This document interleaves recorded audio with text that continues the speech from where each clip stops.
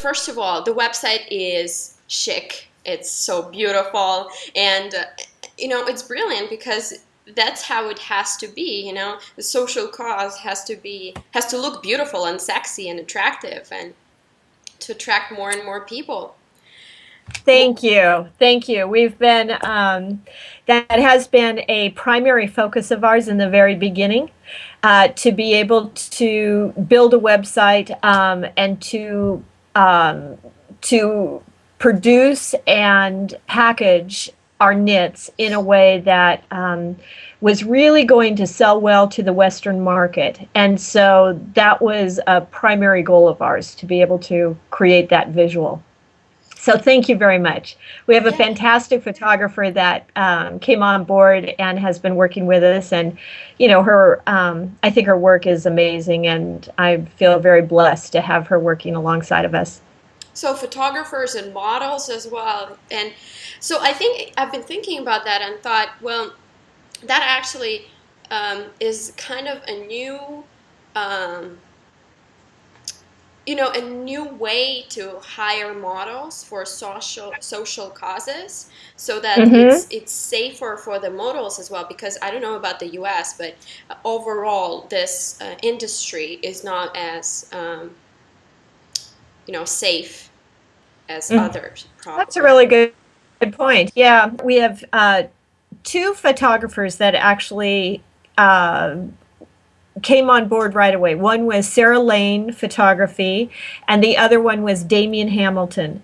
Both of them were amazing photographers. One does a lot of detail shots, and the other does a lot of fashion photography and more editorial pieces, and that's Sarah. She acted as our lead photographer, and she also works with a lot of young models and seniors. She does a lot of senior high school photography.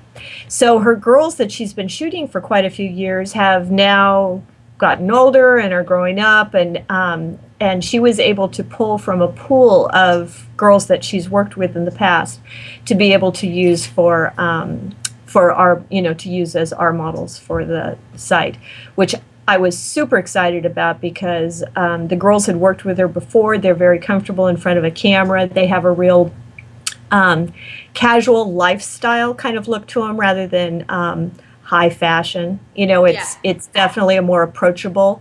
So I was happy with them. I'm happy with her, and just being able to work with somebody that has that much talent. We're really very fortunate. Great. And who are your customers? So do you attract girls that wear casual clothes? Yeah, it's been interesting. Our market, because of the variety of products that we're selling, we go all the way from the hand-knit alpaca hats and scarves, which the beanies and the hats and that kind of look is real trendy, and especially for the young adult nowadays, that seems to be real a fashion statement right now. And then our clientele goes all the way up to about, we're probably about, our sweet spot is probably between about 35 to 54, kind of within that age range. But we've tried to open up the market in order to be able to have the younger clientele also.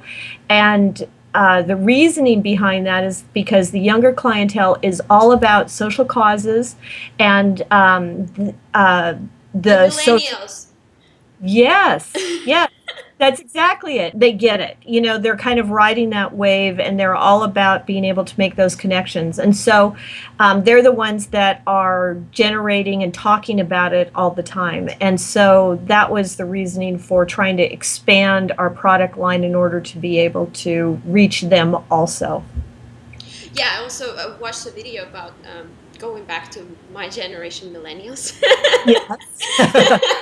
So I've read that, so we care about causes a lot. And also, it seems like we are the majority of the population now. So Absolutely. it's a great thing because we can really make a change. And the world has gotten small with social media and the context in which everything is set up right now.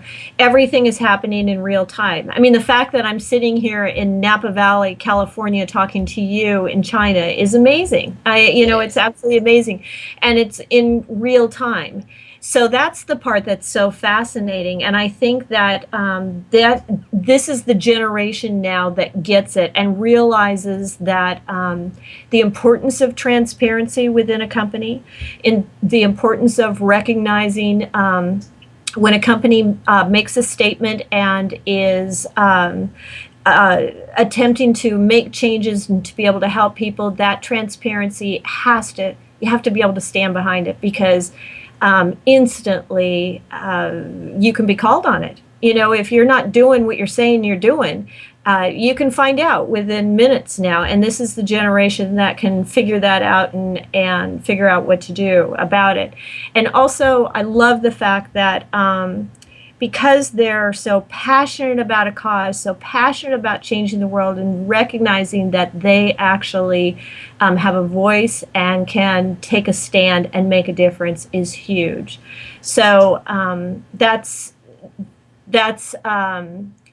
to a benefit to us right now, because we are so passionate about Peru and actually would love to expand our product line into other areas after we hone in on this model that we've established down there, to be able to step into some other countries and to be able to work with the women in those areas. We're all about trying to connect women, women helping women is our tagline that we're using, and that's who we're reaching out to. We have a tremendous amount of mothers that are knitting right now for us, and the reasoning actually, I should kind of back up. Do Yes. you want me to tell you the history a little bit Yes, about? yes, absolutely.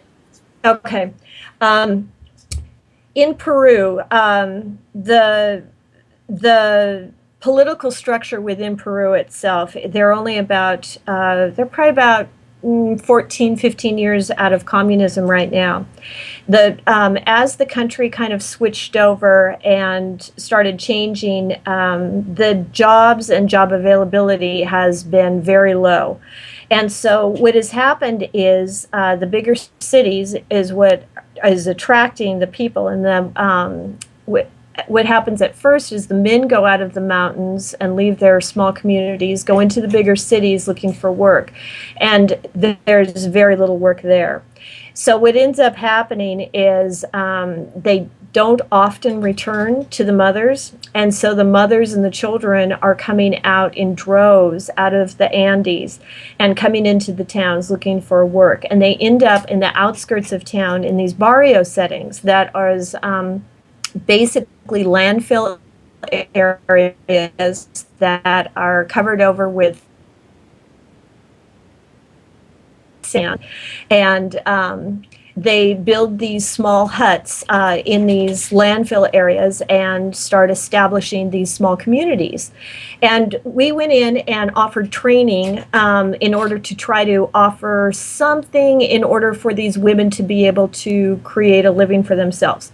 Out of the training courses that were offered, about 150 women stayed and stuck out training for about 4.5 months, and then went back into their barrio neighborhoods and trained up their neighbors.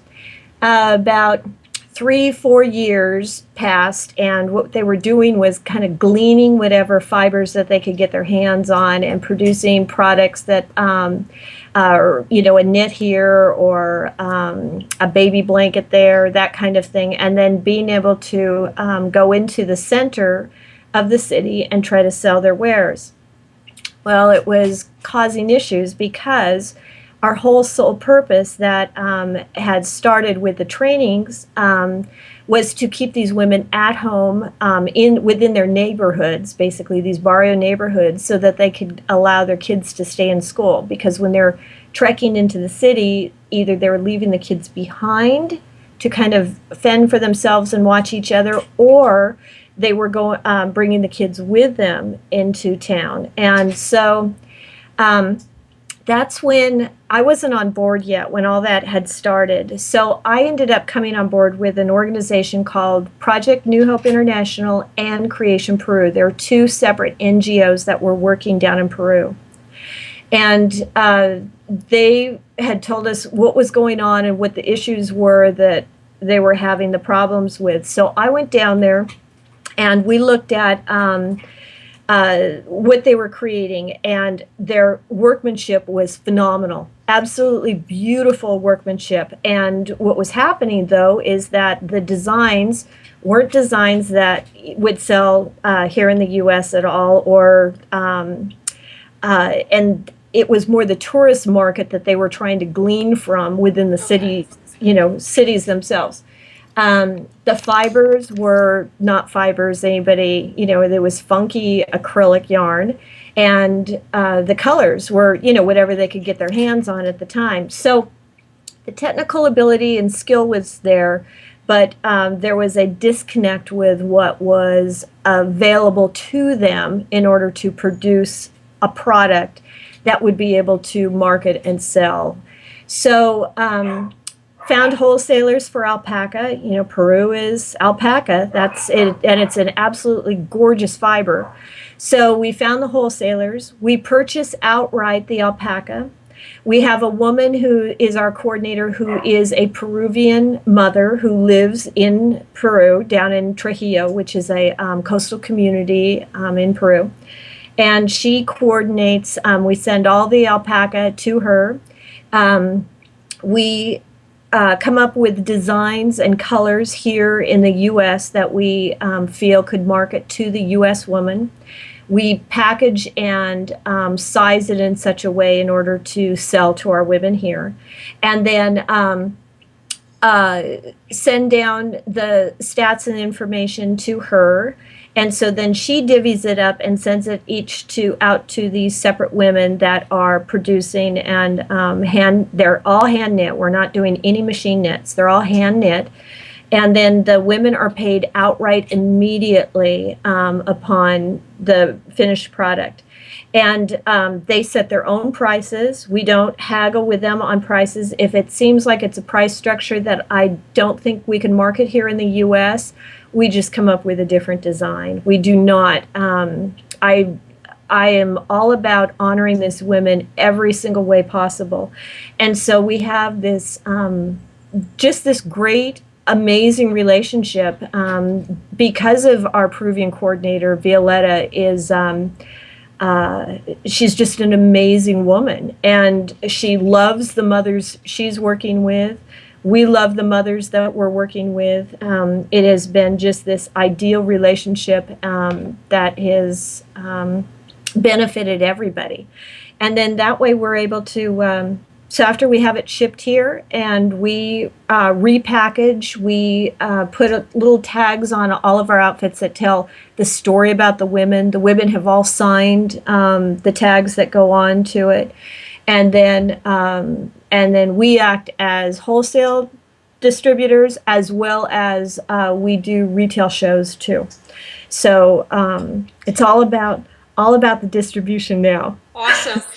So it basically started with two NGOs in Peru, and then you went over and decided to help them, right? That's And exactly it. That's okay, exactly. and then you came up with the idea to sell it to the US, right? Yes, after going down and seeing, because they had taken care of the training, the initial training prior to me going down there. And then I went down, that's when I returned after having been down there and wrote up the business plan after we got back up here. And so we put together the business plan and started producing products, sample products, and then having them. We began with trunk shows here, and then from the trunk shows decided to go, and we were selling retail at that point, decided to go wholesale. And in the meantime, I met this amazing young woman named Cynthia Rubio who lives in San Antonio, Texas. And by this amazing relationship with some friends, ended up getting to meet her. She came out and spent 6 months with me full time, writing the full marketing plan and a sales plan, and looked at me and said, "What are you doing trying to move out of the area? Look at your own backyard first. You live in Napa Valley. People come from all over the world to Napa Valley." So right away, we contacted a few of our higher end wineries. We got into the Hess collection, Robert Mondavi Winery. These are places that are well known internationally, and they sell our product like hotcakes through the winery gift shops to the tourist market. And that has actually opened the door for quite a few other markets for us because of the fact that they have such a strong clientele. What is the structure of the company really? Is it a non-profit? Is it a non a for-profit? How do We're you a call so, it? we're a socially responsible company, and we are for profit.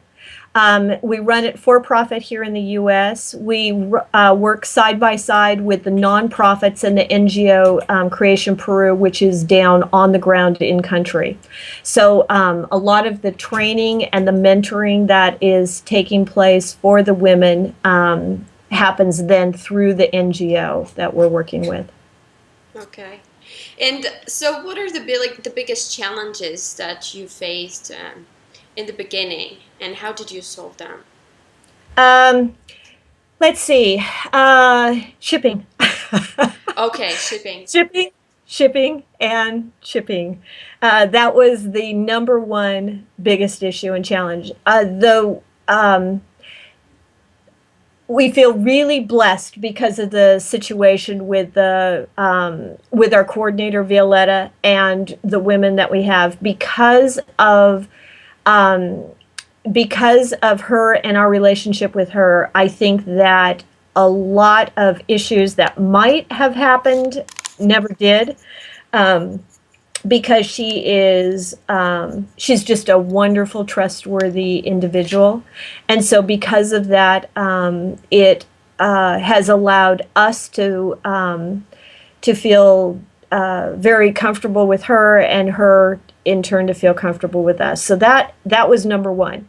Then when we started dealing with the shipping issues, we've had some pretty amazing things happen. we finally we finally have gotten the right broker in the right place, and things seem to be happening relatively smoothly. We've had everything from some of the board members with the NGOs that go down usually about once a month to haul stuff back and forth for us. We've also put stuff together. They've shipped it through Serpost, and it's ended up in customs being held up for months. Wow. We've had stuff come, and then the next week I can have it end up right on my doorstep. But just recently we were able to, as of 1st of January, able to work with a new company, and we are very happy with them. Very, very happy. Now I don't have to do anything. All the bugs have been worked out, and we're in a good place right now. So, how many designs do you have per year or per season? We're doing. We've got a SKU sheet of about 16 colors per season, and we're working with right around 20 designs. Now, out of those designs, a few of them are the styles are. We've got like a short poncho and a long poncho of a similar look that. Mm-hmm.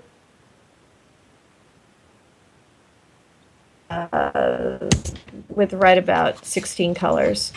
Okay. So, Teresa, I have a question about um, big companies that try to have this social cause in their Mhm. policies, right? Yes.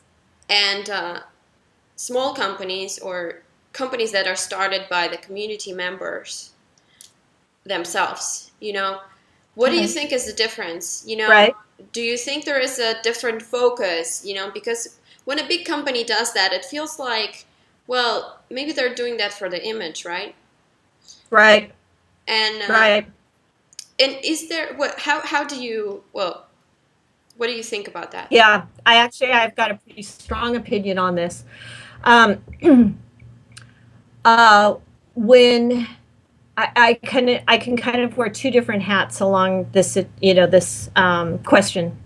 Um, we went in. The reason why the training took place within the knits and the textile arts is because of Violetta being down in Peru, a Peruvian mother and woman, had realized that there were a lot of the women that were, she's a school teacher also, had realized that a lot of the mothers whose children were in her school um, were mothers that needed work, and that Peru is known for their textile arts and their textile talents.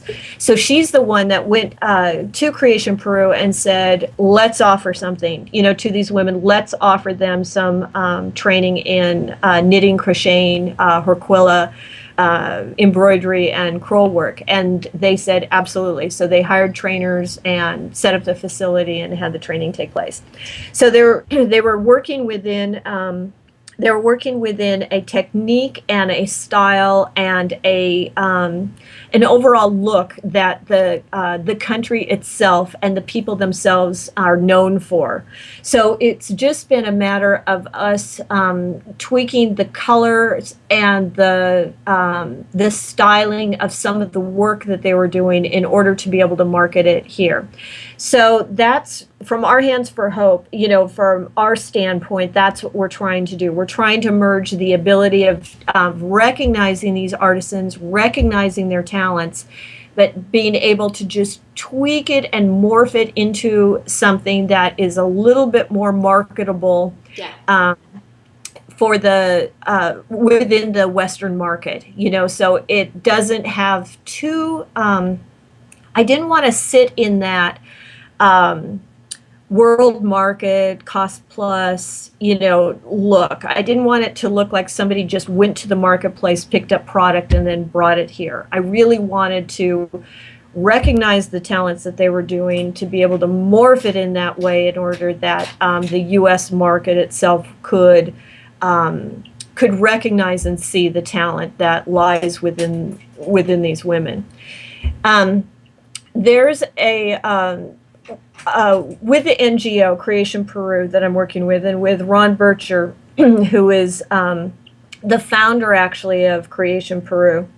He's actually right now in the process of working with a gentleman, and there's a recognizing exactly what you just said, going into the communities, assessing the communities from the standpoint of the people being able to evaluate what their strengths are and what their needs are, and then to be able to listen to them, to glean the information, and to be able to help mentor them into what it would take to take the next step in order to establish and develop industry within their country or within their community.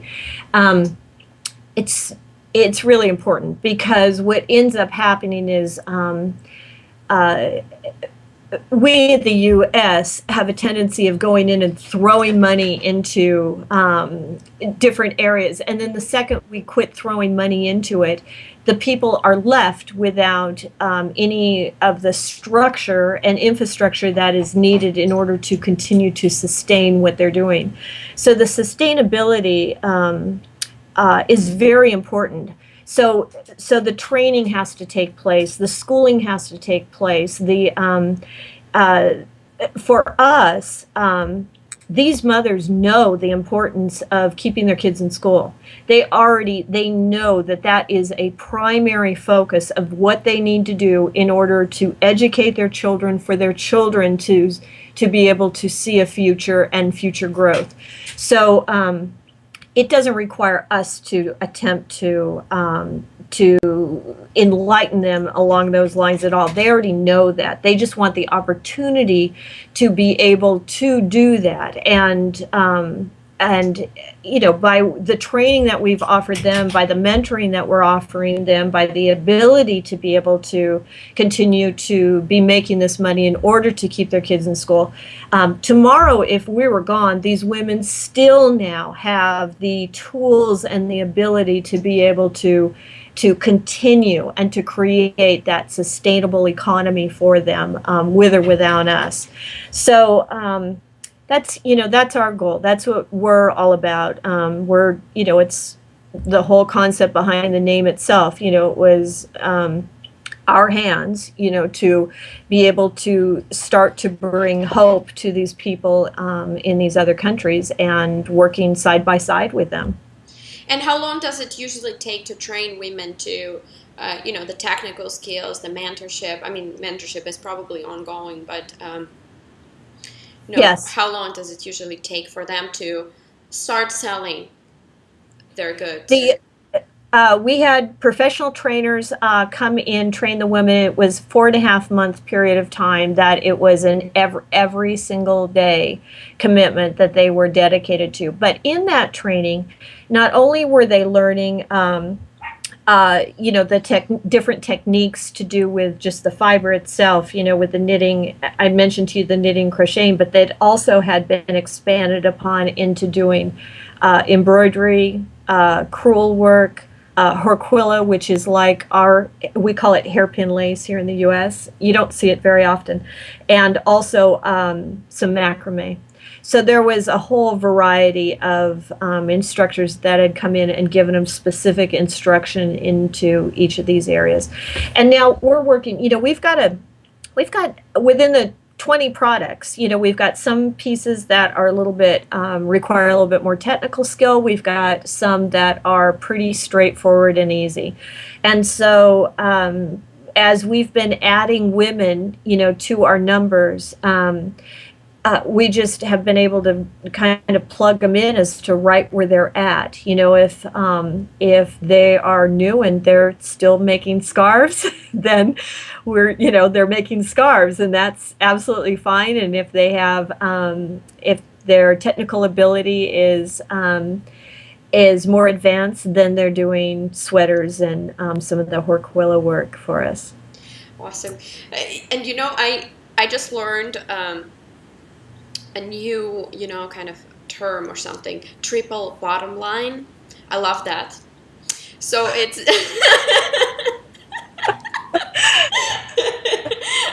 I love it. yeah, I love it. right.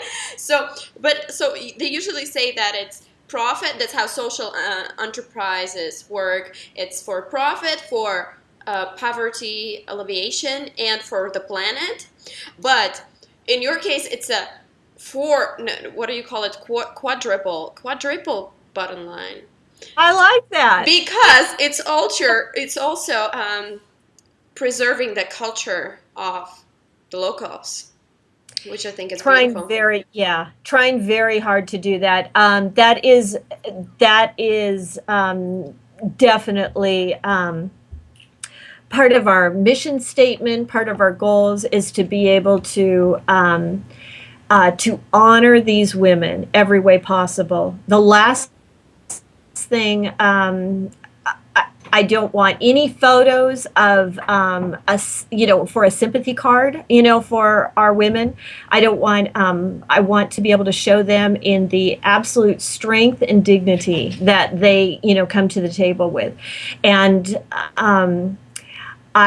you know, it drives me crazy when I see these organizations that try to pull the sympathy card, because these are amazing, amazing individuals, you know, amazing women with just a drive for life, a passion for life, incredible fortitude and strength. And that's what that's what I want to show. I want to expose them to the world that way.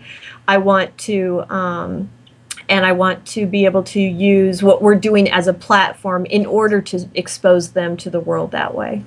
when you mentioned that men were after the collapse of the communism were leaving the villages, it reminded me of a story of a woman I met. She was originally from Uzbekistan, Mm-hmm. and it's just really weird how the stories are very similar. That's what she told me. She said after the collapse, men started leaving, so there were too many women. Well, especially after the Yes. war, you know. Yes.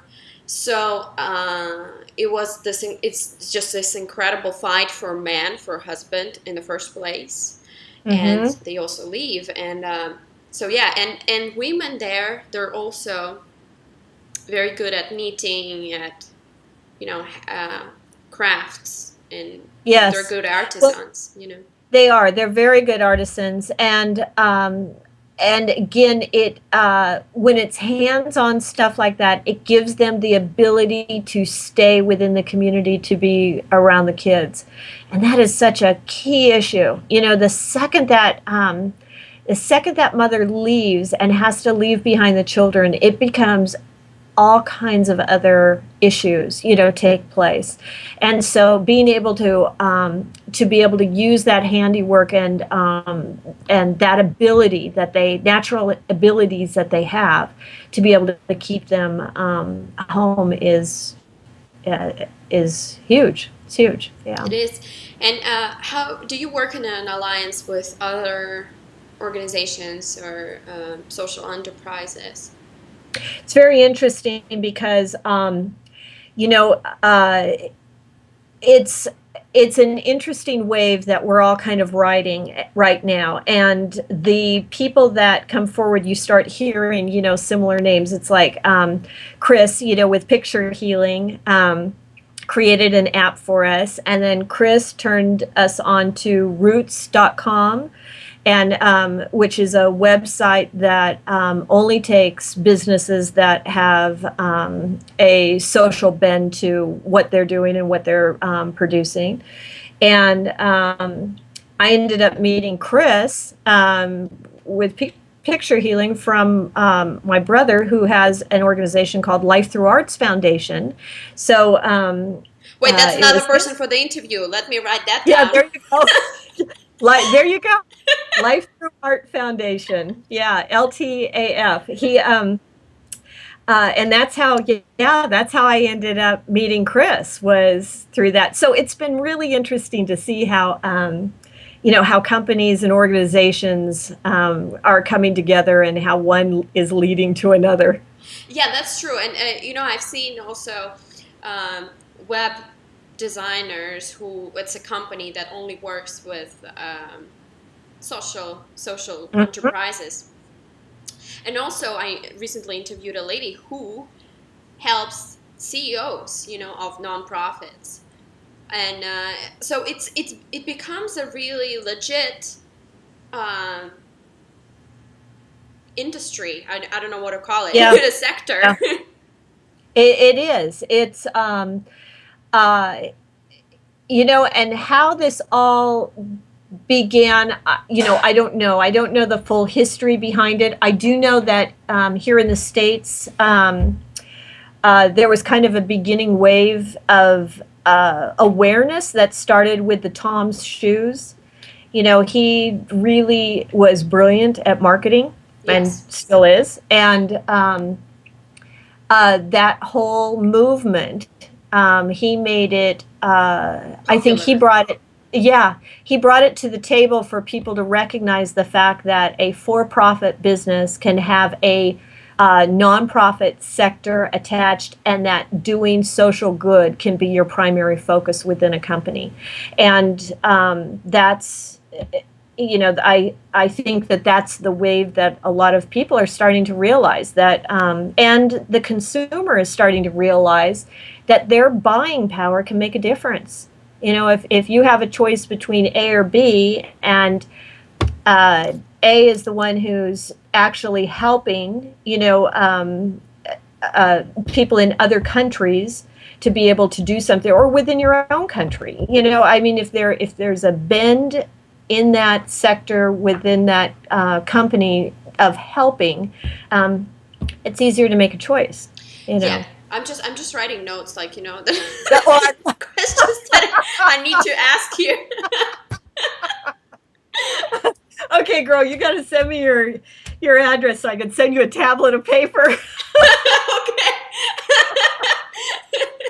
So, Oh, actually, first of all, Tom, like everybody mentioned Tom to me. Everybody who has a social interesting. enterprise, and I Yeah. mean, I had no idea that he was so popular.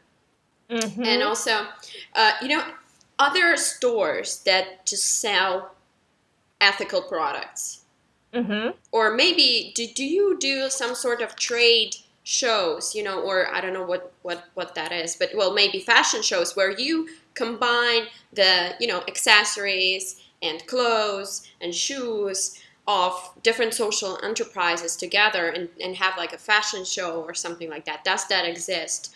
It would be nice to attend. Yeah, it would be nice to attend. Marketer, could you get on that one? That's a really good idea. Right. I Yeah, and I am not in that loop right now. If there's something that does exist, I know that there's definitely some of the larger companies have started putting in areas and taking a step forward.